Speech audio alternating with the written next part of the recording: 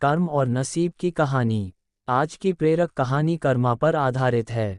ये कहानी है दो भाइयों की।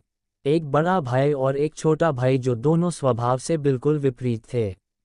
बड़ा भाई मानता था कि लोगों की मदद करनी चाहिए, सेवा भाव रखना चाहिए, सबसे अच्छे से पेश आना चाहिए, जब जब मौका मिले दान देना चाहिए। छोटा भाई मानता था कि जीवन एक ही बार मिलता है, इसलिए उसे खुलकर जीना चाहिए। जो भी मन हो वह करना चाहिए। नशा हो, डांस बार जाना हो या और कुछ भी जिससे खुशी मिले वह हर काम करना चाहिए। दोनों भाई अपनी अपनी मान्यताओं के हिसाब से अपना जीवन व्यतीत कर रहे थे। बड़ा भाई जो भी कमाता उसमें बड़ी मुश्किल से गुजारा कर पाता था, क्योंकि वह जब भी मौका मिलता दूसरों की मदद करता था। वो सत्संग सुनने जाता, मेडिटेशन करता। वो जितना हो सके उतना सादा जीवन जीने की कोशिश करता। छोटा भाई गलत रास्ते और गलत तरीके से ज़्यादा धन कमाता और अपनी हर इच्छा पूरी करता। दारू, सिगरेट पीता, नाचने वालियों के पास जाता। जितना संभव हो उतना ऐश करता। बड़ा भाई अक्सर अपने भाई को समझाने की कोशिश करता कि वह अपने जीने का तरीका बदल दे।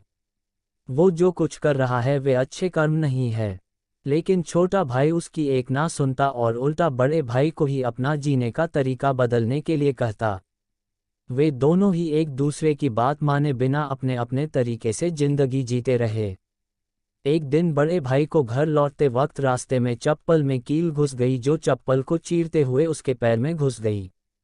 उसे बड़ा दर्द हुआ। दर्द इतना ज़्यादा था कि वह ठीक से चल भी नहीं पा रहा था, लेकिन फिर भी जैसे तैसे लंगड़ाते दर्द सहन करते अपने घर तक पहुंच गया। घर पहुंचने के बाद उससे बिल्कुल भी खड़ा हुआ नहीं जा रहा था। उसे बहुत प्यास लग रही थी, लेकिन दर्द इतना ज़्यादा था कि वह पानी का गिलास लेने तक की हिम्मत नहीं जुटा पा रहा था।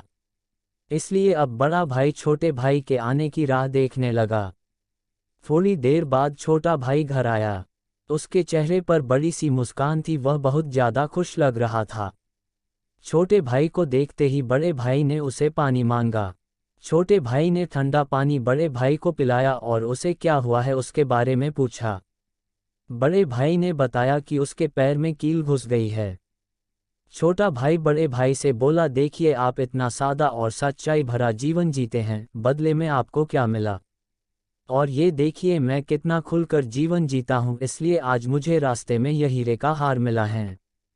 हमारे दोनों की परिस्थितियाँ ये साबित करती है कि मेरा तरीका सही है और आपका गलत। बड़ा भाई बड़ा परेशान था, फिर भी वह छोटे भाई को समझाने लगा कि नहीं, उसी का तरीका सही है।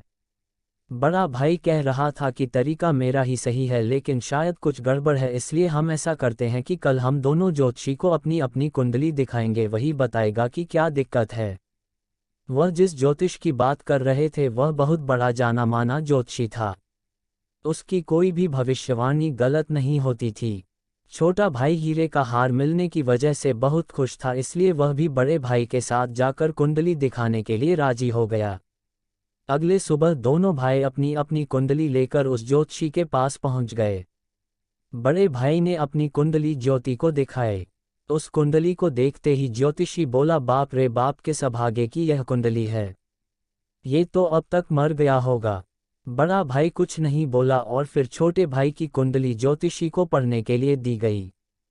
उसकी कुंडली देखते ही ज्योतिषी खुशी से बोल पड़ा, ये बहुत अच्छी कुंडली है, इसमें तो राजयोग लिखा है, यह जरूर अब तक मंत्री बन गया होगा।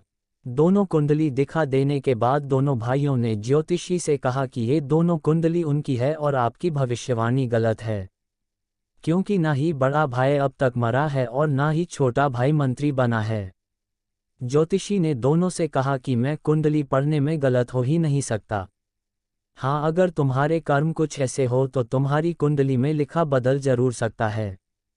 ज्योतिषी ने पहले बड़े भाई से और बाद में छोटे भाई से उनके जीवन जीने का तरीका और वह कैसे कर्म करते हैं उसके बारे में विगत से जाना।